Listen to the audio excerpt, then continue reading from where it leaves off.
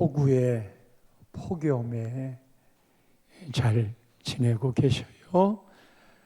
네. 코로나도 좀 번지고 있다는데 아무쪼록 평안하시길 기도드립니다. 나눔의 교회 창립 예배가 1991년 10월 27일 오후 3시에 창립 예배를 드렸습니다. 그런데 그날 오전 11시 예배에는 몇 분이 모여서 먼저 예배를 주일 낮 예배로 드렸습니다. 그때 했던 설교가 나눔의 교회 최초의 설교인데 그날의 본문이 오늘 본문과 똑같습니다. 제목은 후일에 너희 자손이 묻거든 이었습니다. 우리 교회 역사책인 무지개 방학간 기록에는 이렇게 써 있습니다. 혹시 우리 교회 역사책인 무지개 방학간 교회를 등록하고 다니시는데 아직 못 받으셨으면 그거 받아 가시면 좋겠어요. 이렇게 써 있습니다. 나눔의 교회 첫 예배의 말씀은 다음 세대를 염두에 둔 설교였다. 창립 예배가 기념비적 사건이 되어 후세에 나눔의 교회를 하나님이 어떻게 이끌었고 섭리하셨는가 하는 하나님이 친히 하신 일들을 기억하게 하여 제대로 하나님을 경외하며 살도록 하려는 선포였다. 그리고 이제 32년을 바라보고 있습니다. 30년을 한 세대로 본다면 이제 우리는 선조가 되었고 다음 세대가 시작이 되었지요. 우리의 다음 세대들이 나눔의 교회를 향하여 선조들에게 어떤 질문을 할까? 그때 뭐 하셨는데요? 그럴 때 우리는 어떤 대답을 할 수 있을까? 우리의 후손들에게 남겨줄 기념비적인 나눔의 교회와 우리 개인의 신앙 유산을 어떤 것을 말해 줄 수 있을까요?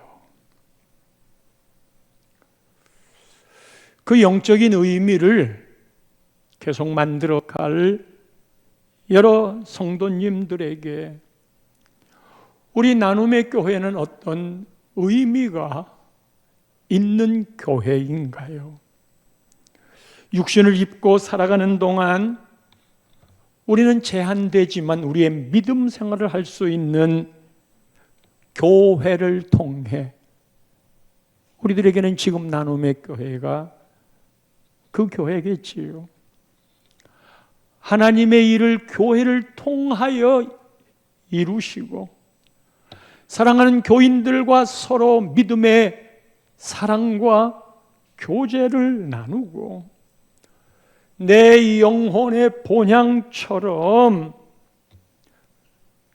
나눔의 교회는 내 본교회야 라고 생각하고 있는지요.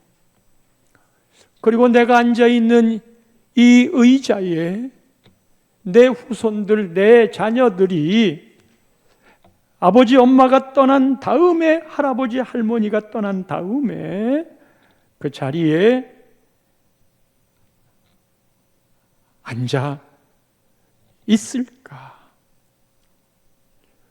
하여 내 후대들에게 나는 어떻게 신앙생활이 비춰지고 있을까?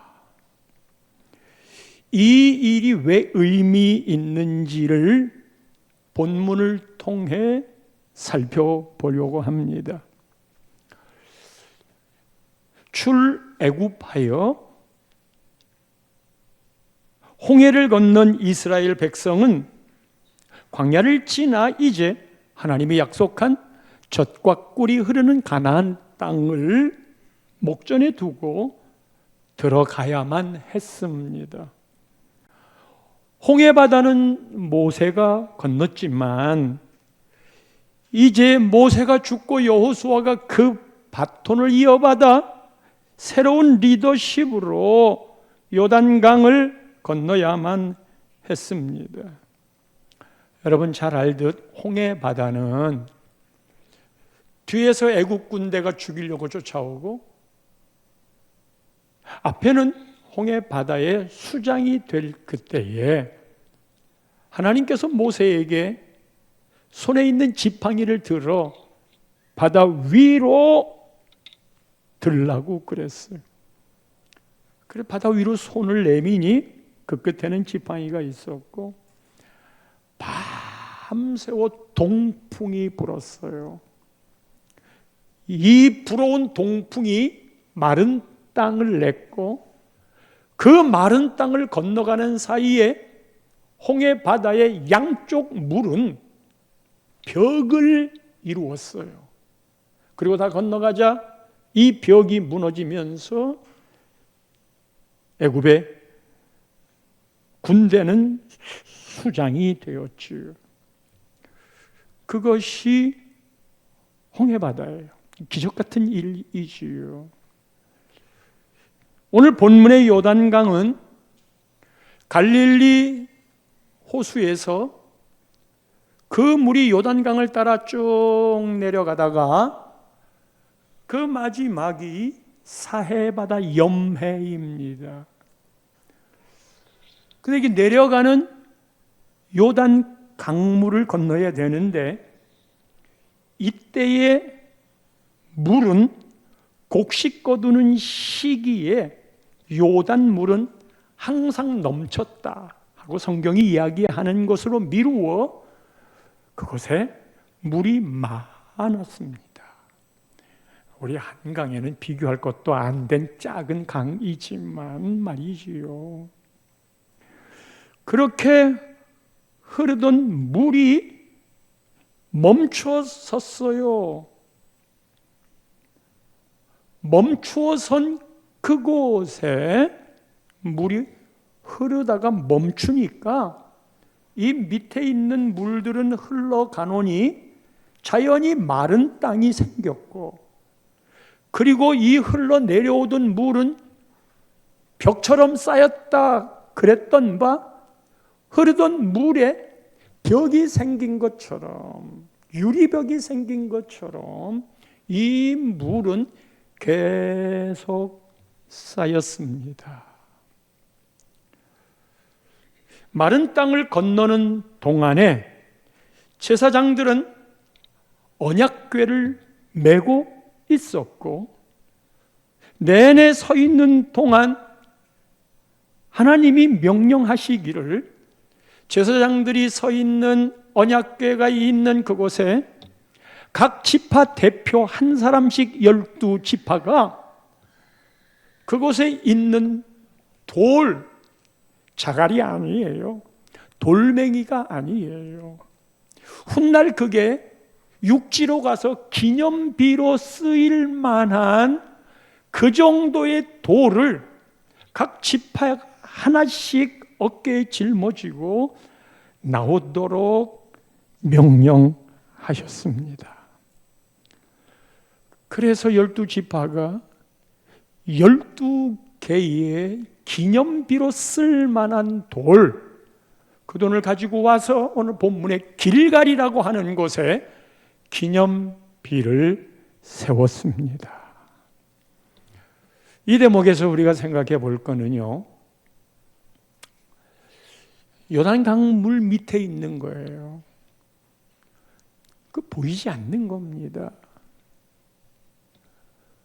돌의 입장에서는 쓸모가 없는 수장되어 있는 돌입니다. 누구도 알아주지 않습니다. 청량 바람도 쐬일 수 없는 게 수장된 돌입니다. 요단강이 그 위를 덮었습니다. 그런 돌을 태초 전부터 알고 있어 그것을 쓰게 할 것을 알고 있는 분이 하나님이에요. 그래서 그 지점에 그 돌 12를 취하여 물 밖으로 가지고 나가도록, 이 물속에 있었던 돌의 입장은 말했듯이 요단물이 덮었기 때문에 쓰임 받을 수 없었어요. 그곳에서 그의 마지막을 보낼 수밖에 없었는데, 수장되었던 이 돌이, 쓸모없이 죽어야 했던 이 돌이 육지로 나와서 모든 사람들이 소중히 보는 기념비로 쓰인 산돌, 죽은 돌이 아니고 산돌이 되었어요. 사랑하는 성도 여러분, 저는 이 말씀을 준비하면서 갑자기 이 돌이 예수 믿고 살아가는 저에게로, 그 말은 성도 여러분에게도 똑같이 적용될 수 있는 부분이 생각났습니다. 원래 우리는 꽤 괜찮은 사람인 것처럼 여겨지지만 성경은 선악과의 죄로 인하여 본질상 죽을 수밖에 없는 존재임을, 그게 처음에는 기분 나빴지만 어느 날 참 내가 죄인이구나, 그거를 깨닫게 되었던 바.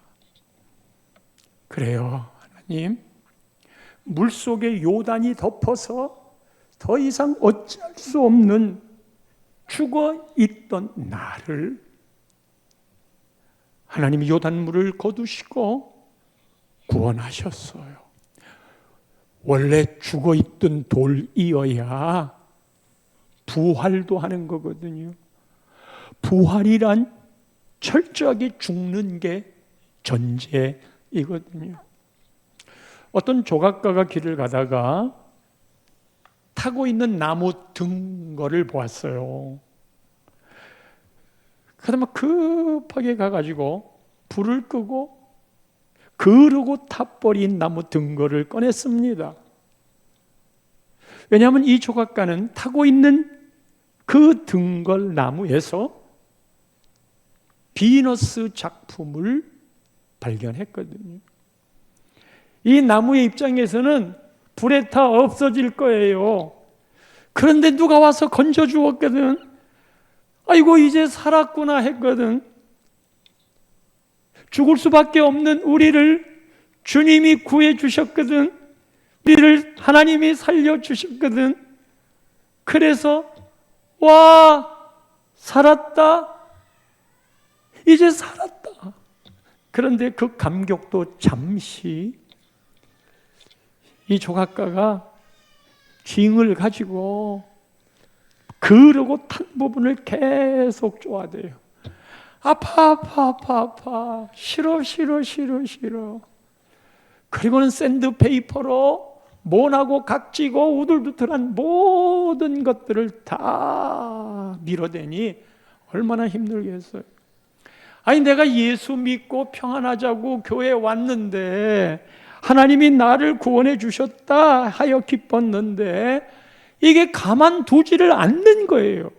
여러분, 우리의 구원이란 그 상태로 놔두려고 흉측한 상태로 머물게 하려고 한 게 아니라 하나님은 그 안에 조각가로 우리를 보시고 멋지게 조각하는 거예요. 그리고 드디어 비너스가 탄생되는 건데, 그런 과정들이 왜 어려움, 아픔, 고통, 고생이 없겠어요?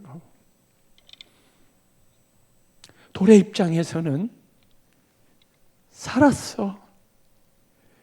내 개인적인 입장에서도 인생 모든 일 중에 예수를 제대로 만난 것만큼 더 큰 사건이 없다. 인생 최초이자 마지막 구원을 받는 최후이자 이 최대의 사건이자 최고의 사건이 예수 믿는 일입니다.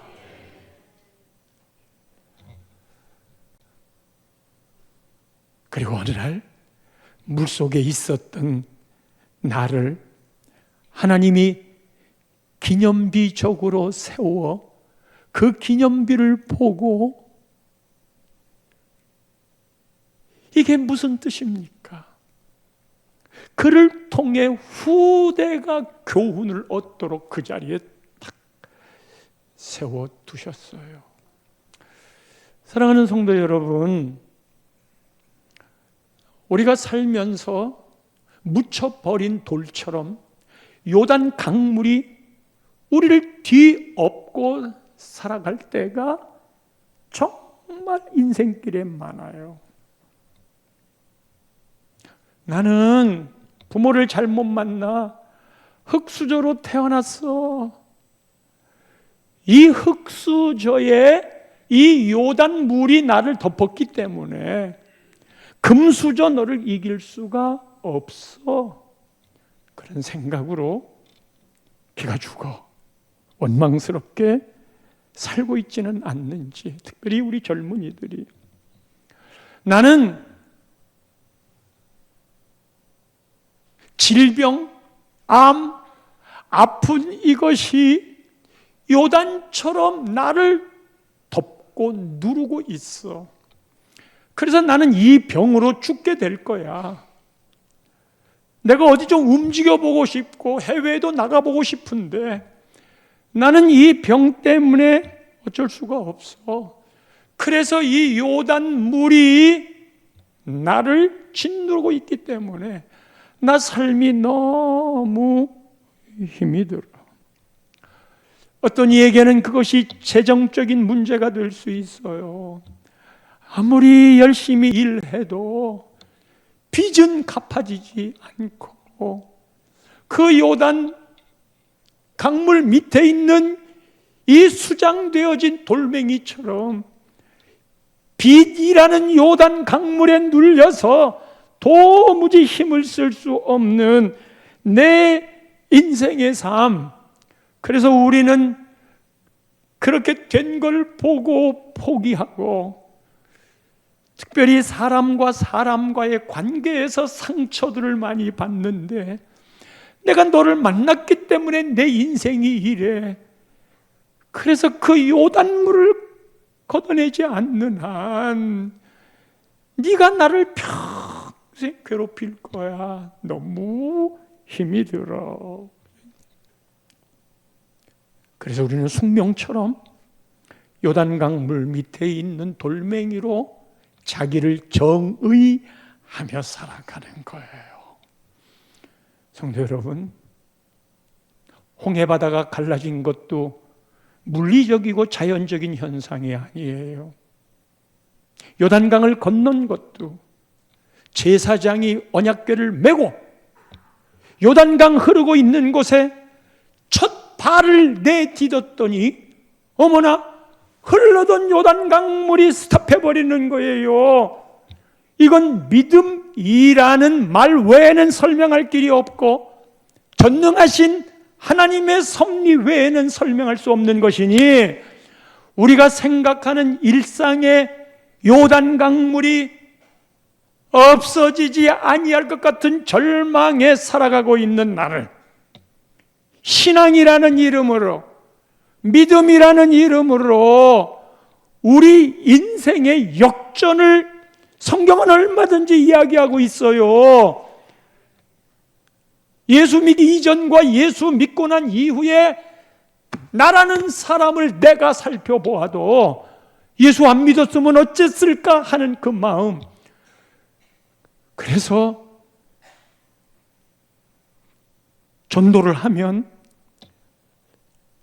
내가 좀 더 예수를 일찍 믿을 걸, 그런 고백이 나중 예수 믿은 다음에 그 이야기를 하는 거예요. 여러분에게 있는 요단 강물은 어떤 것일까요? 무엇이 여러분들을 그렇게 불렀을까요? 성도 여러분, 믿음이라는 건 우리가 생각하는 모든 세상 만사는 자연적인 섭리와 상식을 따라 움직이지만 그 상식이 나를 붙잡을 수는 없어요. 지금 말했던 요단강이라고 했던 이런 조건들이 내 생각으로는 이룰 수 없는 것이어도 우리는 기도할 수 있습니다. 우리에게는 하나님이 계십니다. 그리고 제사장이 믿음의 발걸음으로 요단강을 멈추었듯 우리에게는 그 믿음이 있습니다. 그 믿음을 옮기란 말이에요. 버린 돌이 모퉁이 돌로 쓰임받게 되는 거예요. 이건 믿음의 방법입니다. 요단강 사건은 믿음 외에 설명할 길이 없습니다.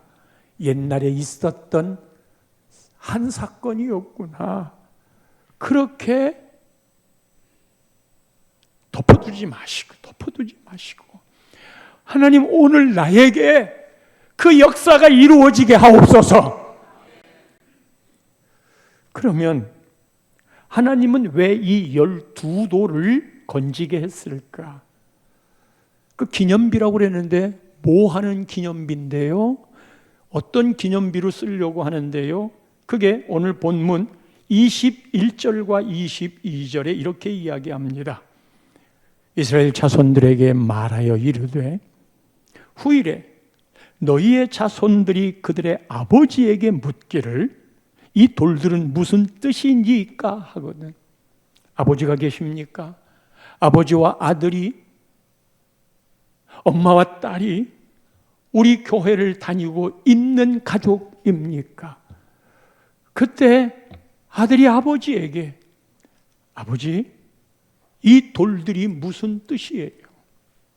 그 돌이 아버지 자신이라면 우리의 자손들이 그 돌된 아버지에게, 아버지, 왜 주의를 지키는 거지요?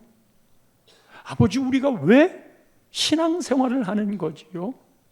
아버지를 보면서 또는 엄마를 보면서 우리의 후손이 그렇게 먼저 된 선조에게 기념비가 되어 물어볼 때 여러분 뭐라고 대답하시겠어요?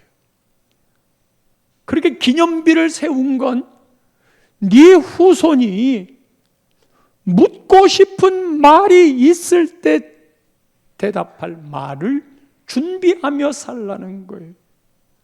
22절로 넘어가면 너희는 너희의 자손들에게 알게 하여 이스라엘이 마른 땅을 밟고 이 요단을 건넜습니다.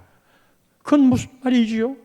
아버지한테 물었더니 아버지가 있잖아, 저 요단은 우리 인생에 이길 수 없는, 그리고 요단 강물 밑에 우리가 다 수장되어 살았던 존재들인데 하나님이 저 요단을 멈추게 하고 마른 땅을 건너가게 하셨어. 아버지에게 그런 게 어떤 게 있는데요? 내가 진짜 죽고 싶었다. 근데 예수를 만나 이렇게 살아가고 있어. 어쩌면 그때 내가 죽었으면 너 이 세상에 없었을 수도 있어. 그런데 하나님이 나를 살리셨어. 하나님이 나를 살리셨어. 광 목사님이 나눔의 교회를 개척. 그 기념비적인 게 뭔데요? 수많은 교회 중에 또 하나의 교회인 건가요? 그래서 내가 신앙생활 하다가 수많은 교회 중에 하나, 아무 때나 오갈 수 있는 것인가요? 그렇게 저에게 묻는다면 저는 또 하나의 기념비가 되어서 우리 교회가 갖고 있는, 이게 완벽한 것도 아니고 잘난 것도 아니지만 우리 교회가 추구해 나가는, 이곳에 교회가 세워졌어야 될 그 이유를 대답해 줄 수 있는 기념비로 제가 대답해 주어야 되는 거예요. 나눔의 교회가 뭐 하러 이곳에 있는데요? 하는 그런 대답 말이에요. 너희의 자손들이 아버지에게 이 돌들은 무슨 뜻입니까? 하나님이 우리에게 마른 땅을 밟고 요단을 건너가게 하신 거야. 하나님이 하신 거야. 하나님이 하신 거야. 그 신앙의 계승이 아버지에게서 자식들에게로 이어지는 걸 신앙 유산이라고 해요. 우리 나눔의 교회의 역사했던 하나님의 역사가 흘러가야 돼요. 성전을 지을 때의 기적이 그러했어요. 영혼들 돌아오는 과정이 그러했어요. 예? 우리 권사님의 시어머니 이제 요양원에 계시는데, 목사님 한 번 좀 갔으면 좋겠어요. 말을 안 하세요. 그러니 예수 믿는 우리 권사님의 마음에 시어머님 영혼이 얼마나 간절하신지. 그래요. 한 번 가려다가 갑자기 아프셔서 취소가 됐고 다시 이제 두 번째로 이제 갔지요. 예. 이제 얼마 더 계시면 100세가 되십니다만 불교를 믿고 사셨대요. 여러분, 거기에 여러분이 전도하러 갑시다 그럴 때 저 불교 믿었는데 하는 생각이 들면 용기가 나겠어요? 근데 하나님의 요단을 거두시는 방법은요, 우리 생각과 달라요. 거야 일제에 타셔서 말씀을 안 하시는데, 옆에서 그냥 손녀도 또 며느리도 우리 권사님도 막 애교 있게 목사님 묻는 말에 대답하시고 목사님 말씀하시는 따라하세요.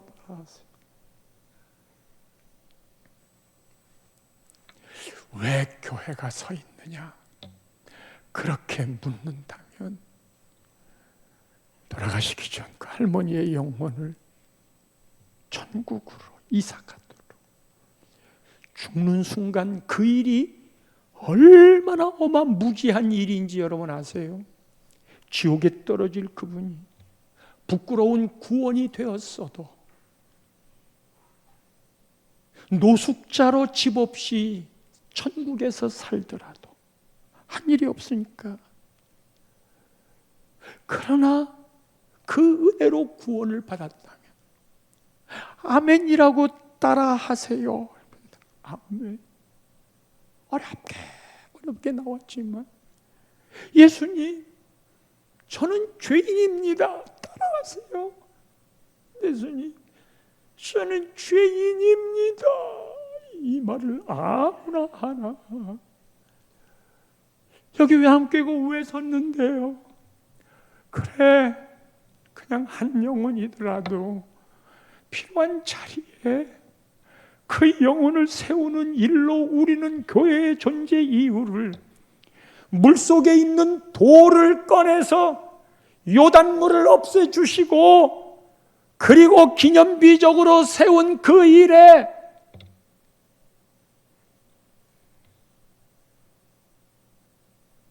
후손이 묻는다면 대답해 줄 말, 그것이 많은 인원이 아니더라도 도도하게 흘러가는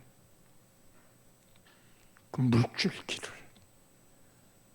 다음 세대에 이어지도록, 이런 신앙 계승, 이것이 기념비의 의미예요. 나눔의 교회를 향하신 하나님이 하셨던 그 일을 말할 수 있는 신앙 공동체, 이것을 두고 물속에 있던 돌을 꺼내 아주 청량한 바람도 맛보게 하고 하늘을 날아가는 새도 보게 하고 따사로운 햇볕도 쬐게 하고 그곳에 윤기 있게 서서, 왜 서 계신데요? 우리 나눔의 교회는 이러한 거야. 아버지는 왜 예수 믿는데요? 딸아, 아버지가 예수 믿으면서 얼마나 행복한지 아니? 가족 구원이란 그것이 흘러가야 돼.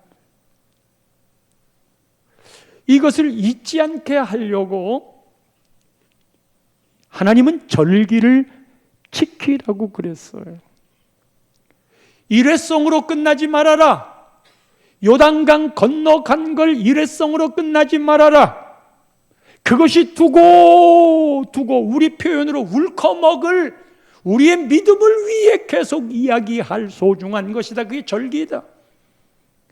6월절 절기를 하나님이 명령하기를 출애굽기 12장 26절에 보면, 이후에 너희의 자녀가 묻기를 이 예식이 무슨 뜻이냐.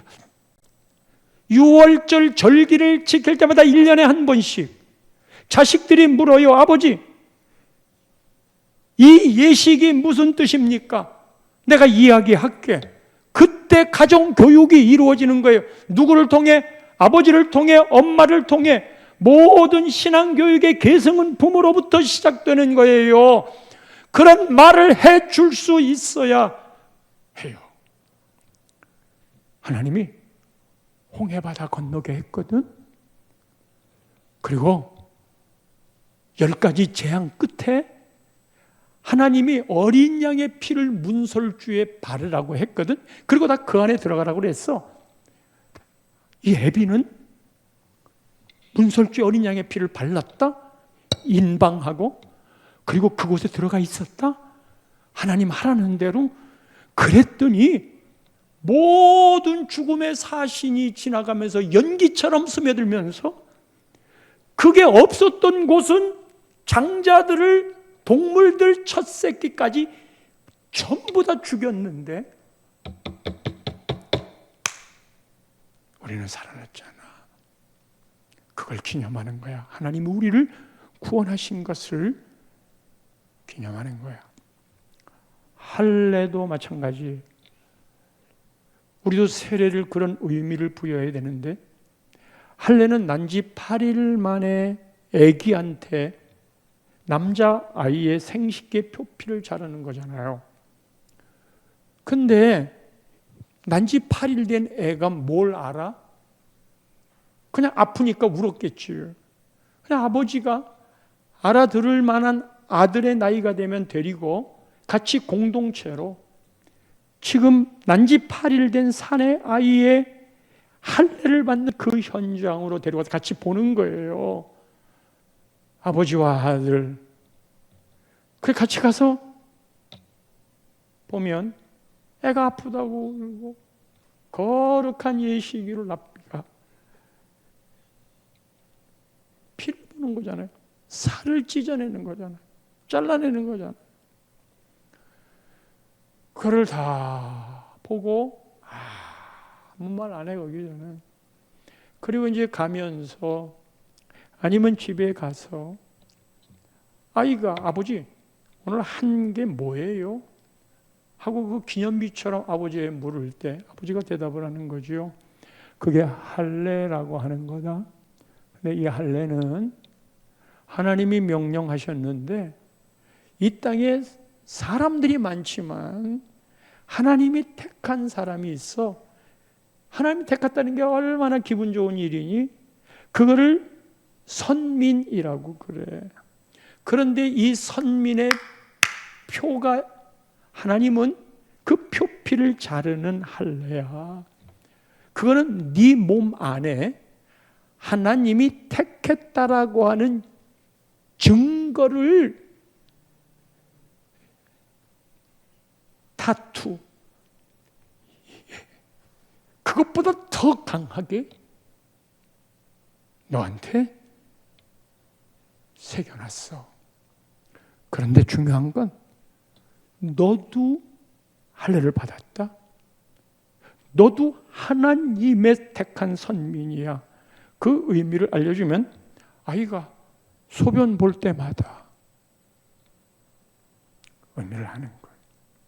세상에 나가면 나는 하나님이 택한 선민이지.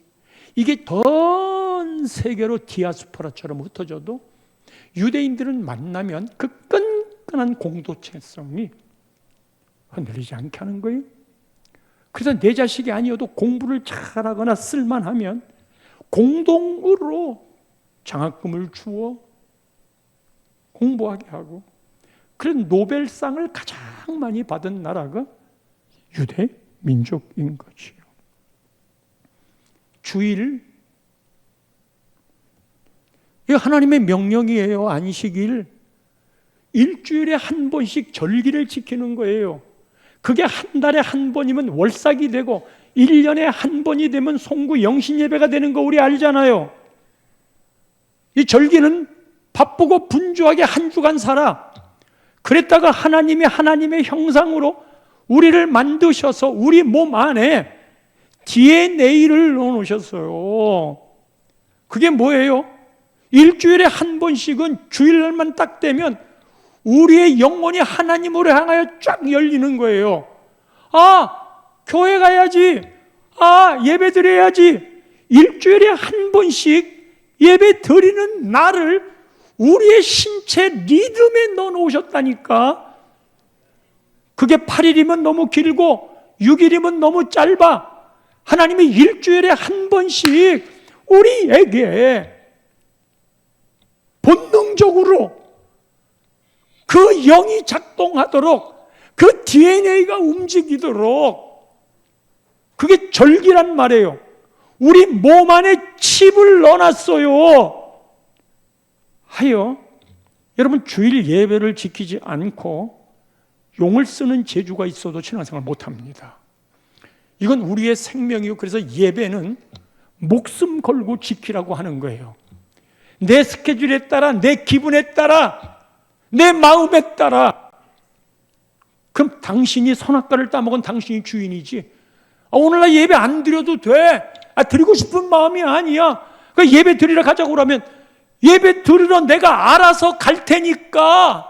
내가 알아서 간다는 게 뭐야? 하나님이 정한 법은 없고 내가 결정한 대로 한다는 거예요. 그게 전부 다 선악과야. 그럼 우리는 위로하는 말로 그래 잘해, 알았어 그렇게 하지만 신앙에는 방법이 아닌 거예요. 그래서 늘 주일에는 절기가 되면 우리는 이거 지키지 않으면 못 살아요. 그런데 이게요, 코로나 지나면서 무너졌어요. 예, 오늘도 영상으로 우리 전주에 가신 최 장로님, 전 권사님은 매번 새벽 기도 때에도 일부 예배 때 이거 예배를 드리셔요. 그 멀리 가셔서 교회가 그리워서 그 얼마나 귀한 역할을 해요. 그런데 이미 한국 교회가 코로나 지나면서 그 영성을 잃어버리고 있어요. 그 영성의 기준은 아주 편한 대로 내가 신앙생활을 하는 거예요. 하나님의 기준이 없고, 그러면 그 결과는 우리가 어떤 걸 유산으로 남겨줄 거예요? 아들아, 있잖아, 예배를 드릴 때 그냥 형편이 그러면 그냥 그렇게, 그것도 예배니까. 그러면 또 그 후의 시대에는 그냥 하나님만 생각하면서 살아도 그게 뭐 하나님 다 아실 텐데 예배 아니겠어? 그래서 우리가 지금 신앙생활하고 있는 매일 아침마다 새벽 기도하고 그러는 게 이게 전설로 남게 될 거예요. 그러나 그렇게 하지 말아야 하잖아요. 절기가 이것뿐이에요. 여러분, 11조 이것도 하나님이 주신 절기예요. 하나님을 기억하게 하는 가장 센 게 뭐냐 하면 우리가 하나님보다 더 좋아하는 게 돈이에요.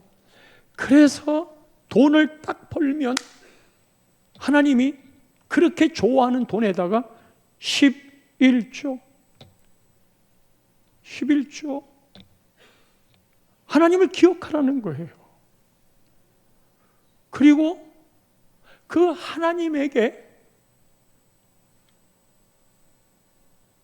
10개 중에 너 1개 쓰고 9개는 10개 중에 하나님한테 1개 드리고 9개는 너 다 써. 근데 하나도 없니? 하나도 안 내도 괜찮아. 10만 원이니?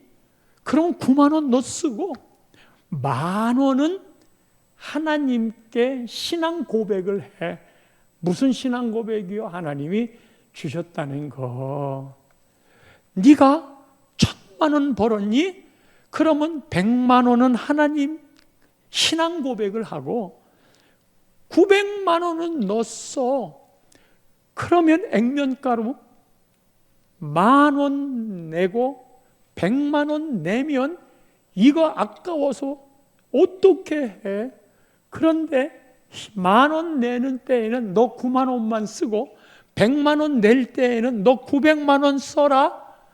그러면 9만 원을 택할래요? 아니면 900만 원을 택할래요? 너한테 가는 게. 그래서 이게 신앙의 유산이라고 그러는 거는 옛날에 아버지가 혼자 벌어도 먹고 살았고 자식들도 얼마나 많았어요.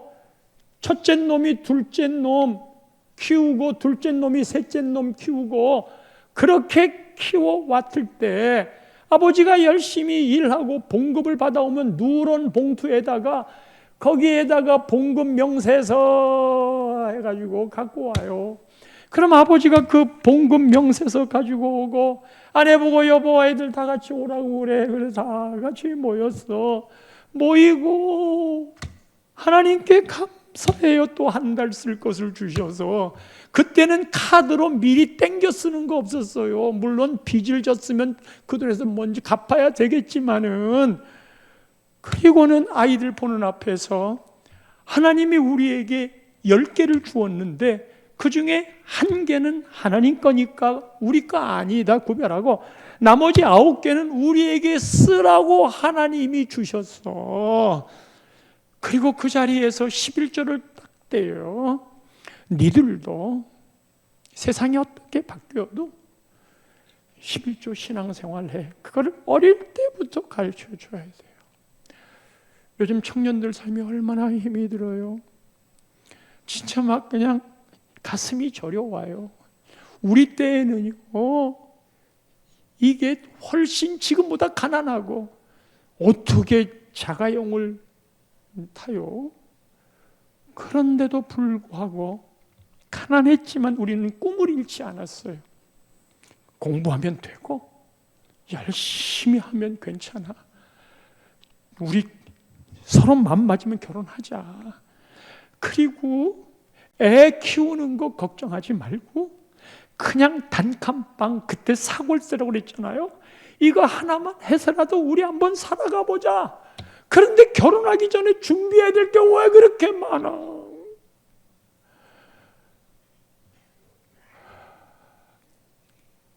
그래서 청년들에게 11조 하는 신앙을 가르쳐줘야 돼요. 아이들에게 11조 하는 신앙을 가르쳐줘야 돼요. 교회가 돈 없다고요? 어제 우리 장로님들 모여서 회의하면서 이렇게 얘기했어요. 지금 교회에 헌금이 잘 안 들어온다. 그거는 우리가 아껴 쓰자는 말이다. 에어컨도 아껴 쓰고 이자 올라가는 거에 어떻게, 가스 전기가 올라가는 거에 어떻게 돈이 없지. 그런데 말하는데 돈 부족하다고 스스로 생각하지 마시오. 하나님의 방법은 그게 아닌 걸 우리가 아니까. 교인들에게 돈 부족하다고 이야기하지 마. 그러나 아껴 쓰는 건 이야기하십시오.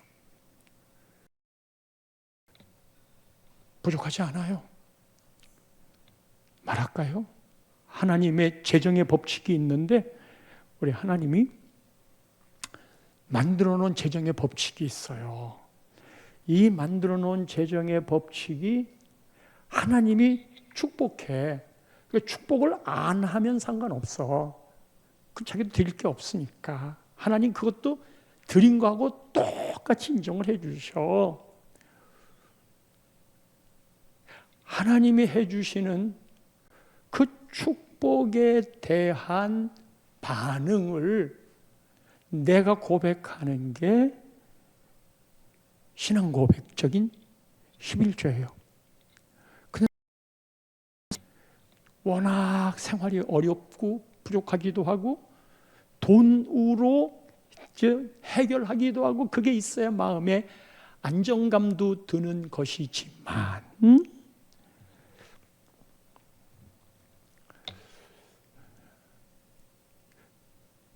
그 법칙을 믿음으로 따르잖아요. 교회는 재정이 넘쳐요. 그게 하나님 법칙이에요. 그럼 왜 쪼들리느냐? 지금 한국교회는 11조를 60%만 해요. 11조를. 나머지 40%는 11조를 안 해요. 누구라 하여 그것을 정죄하고 판단하겠어요? 단지 하나님의 법칙과 원칙을 이야기하는 거예요. 11조만 해도 풍성이 차고 넘치는 게 하나님의 법이에요. 예전에 우리 교회가 수입 그리고 지출 잡아서 얘기하잖아요. 근데 공동의회 할 때 작년 수입 잡은 거 이만큼인데 결산하는 거 보니까 400 몇십만 원이 부족합니다. 그렇게 제가 보고를 했어요. 그랬더니 이제 우리 성도님이 목사님 그 400 몇십만 원 부족한 거는 저 때문이에요. 제가 11조를 떼먹었거든요. 꼭 그 금액이에요. 제가 그 말에 부정하지 않았어요. 그게 하나님 주신 마음이었으니까. 부족한 건 설령 부족하다면 내가 안 한 거예요. 내가 그냥 하나님의 법은요 정말 정확해요. 그래서 우리가 뭐지 헌금 11조 하네 안 하네 그 말 아무리 해도 듣기 싫은 거예요. 그럼 뭐예요? 내가 은혜를 받는 일이에요. 하나님의 은혜를 받는 일. 하나님의 은혜를 받는 일은 내가 이렇게 사는 게 하나님의 은혜이지요. 이렇게 직장 생활하고 돈 벌고 가족이 있고 공부도 하고 그게 하나님이 어느 한 구석에서 그냥 하나 딱 막혀버리면 내가 어떻게 살아? 그런데 건강하게 경제활동하는 것만으로도 그냥 하나님 감사해요. 하나님 감사해요. 하나님 감사해요. 감사하면 하나님께 신앙 고백을 하는 거잖아요. 네, 아멘 하신 분 장수하십시오. 그런 말이 어디 한두 개 있어요. 이제 말씀을 맺을게요. 그렇다면 후손들을 위해 기념비가 되는 건데 후손들의 뭐를 위해서 기념비가 되냐 말이에요. 그게 23절, 24절입니다. 너희의 하나님 여호와께서 누구? 너희의 하나님 여호와께서 요단물을 너희 앞에 마르게 하사 너희를 건너게 하신 것이 너희의 하나님 여호와께서, 누가? 하나님 여호와께서 우리 앞에 홍해를 말리시고 우리를 건너가게 하신 것 같았나니, 그러니까 이거는요 다 하나님이 하셨다는 것을 말해주는 거예요. 나눔의 교회 주인은 하나님이십니다. 24절에 그래서 두 가지를 강조하겠는데, 이걸 네 후손에게 얘기해. 가족 구원이란 이걸 이야기해야 이루어질 수 있어. 그게 뭐예요? 첫째, 네 자식들에게 이거 얘기해줘. 땅의 모든 백성에게 여호와의 손이 강하신 것을 알게 합니다. 하나님이 얼마나 강하신 줄 알아? 얼마나 강하신 줄 알아? 두 번째, 그래서 너희가 너희의 하나님 여호와를 항상 경외하게 하려. 하나님 제대로 믿어. 강하신 하나님 알고 그 하나님을 제대로 믿으란 말이야.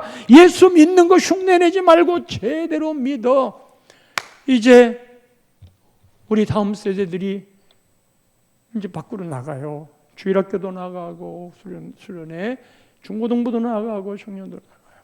여러분, 주일학교 학생들도요, 그냥 갔다가 몰아놓고 하나님의 임재를 보게 해야 돼. 재미있는 프로그램도 꼭 해야 되지만 선생님들 마음에 먼저 이렇게 따라가가지고 애들이 예수를 만나야 된다, 하나님을 만나야 된다. 그런데 희한하게도요, 하나님을 만나는 현장이 언제나 두 가지인데, 하나가 말씀이고 하나가 기도예요. 그런데 기도가 훨씬 더 강하게, 말씀은 설교를 통하여 은혜로 찾아오는데 기도하는 그 시간이요, 얼마나 하나님의 임재를 보게 만드는지 몰라요. 이 어린 애들도 막 회개하고 그래요.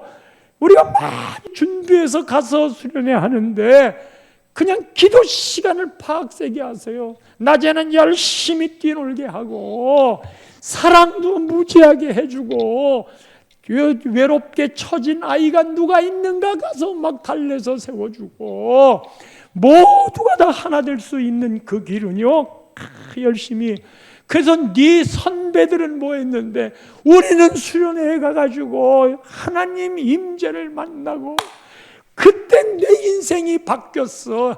이게 나의 기념비적인 고백이야. 그게 끝없이 흘러가더라. 오늘도 여러분 발걸음이 나눔의 교회 역사를 만들어가고 있습니다. 할렐루야!